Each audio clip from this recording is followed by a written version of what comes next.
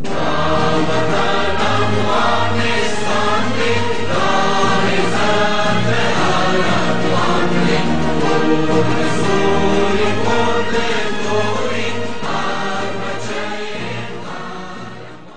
افغانستان د کرکټ د ملي لوبډلې د تکړه لوبغاړي ښاغلي محمد شهزاد خان سره یو ځای لنډه مرکه لرو. محمد شهزاد خان تر اوسه پورې 45 یوې ورځنۍ نړیوالې لوبې ترسره کړې دي. همالته یې د منډو اوسط ایوریج 14.8 منډې دي. تر ټولو زیاتې منډې یې 131 دي، 4 سلیزې لري، 50 سیزې لري، 109 څلوریزې لري او 10 شپږیزې لري. ماشاءالله خورا تکړه لوبغاړي دي. ښاغلي شهزاد خان هالند ته ښه راغلاست. ستاسو څخه مې یوه پوښتنه دا وه چې تاسو همیشه خپل مینوال نازولي دي، تر لوبو وروسته، تر غونډو وروسته، تر کلتوري ناستو وروسته هغوی ته ورځي او انځورونه ورسره اخلي. هغوی همیشه ستاسو صفت کوي او ستاینه مو کوي. نور لوبغاړي دا کار نه کوي. که په دې اړه تاسو خپل نظر او خپل معلومات راسره شریک کړي. اعوذ بالله من الشیطان بسم الله الرحمن الرحیم. اول خو ټولو کتونکو او اورېدونکو ته سلامونه نیږي هیلې او د دې لوی بریا مبارکي وتایم. او څنګه چې تاسو وکړه ځکه چې همدغه مینوال دي، څوک د بلجیم نه راغلي، څوک د جرمني نه، صرف موږ دپاره راغلي تشویقولو دپاره. نو چې موږ یو 15 دقیقې وباسو یا 2 دقیقې دې سره وباسو نو هېڅ خبره نشته. هغوی هم خوشحالېږي، دوا کوي. او تاسو څنګه چې ویل چې نور لوبغاړي نه دي، دا د هر چا خپل کار دی.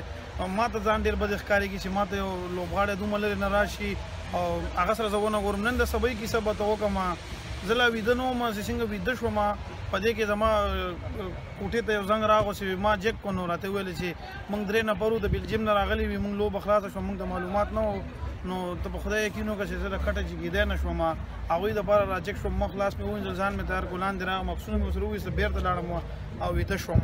نو خبره داسې ده چې انشاءالله چې همدغه هېوادوال دي، دا کوم چې زموږ مینوال دي، دوی راځي موږ ته دواګانې دا شیان کوي. نو موږ د لوبې ګټو کېږي. موږ خو دومره څه د وړتیا نه لرو چې د خلکو دواګانې دي. مننه. بېشکه تاسو ډېر تکړه لوبغاړي یاست. که د هغو نوو لوبغاړو لپاره چې غواړي نړیوالې لوبې وکړي او د افغان ملي کرکټ لوبډلې ته لاره خپله کړي، هغوی ته څه پیغام لري؟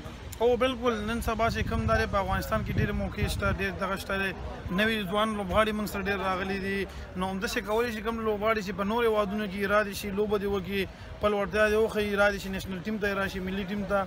ځکه چې موږ به نور زیات نه څومره لوبه وکړو، موږ هم زاړه شو ذاتي. لوبه به دغه نوي لوبغاړي به راځي، د افغانستان دغه کرکټ به ساتي. او بله خبره سره ډېره زیاته مننه د هالند خلکو نه، کوم زموږ دلته انډیوالان دي، احسان ورور دی، د حسن شاکر دی، زموږ داسې نور ډېر انډیوالان دي چې نومونه یې نه راځي ودي بخې. نو دوی نه ډېره مننه کوم چې موږ کله هم هالند ته راغلو. زما 3 وار دی چې زه راځم، دوی موږ سره ډېره مینه کوي، ډېر تشویق کوي، موږ سره ډېر دعا کوي. څو وارې موږ خپل کور ته راوختو، ډوډۍ مو وکړه، پروګرامونه وکړه، دا نن هم راغلي وو. نو ډېره زیاته مننه د دې خلکو نه کوم چې زموږ د انډیوالان دي، دوی نه مننه کوم. ستاسو څخه مننه. تل سرلوړي او اباد اوسئ. سره تاسو مننه کوم.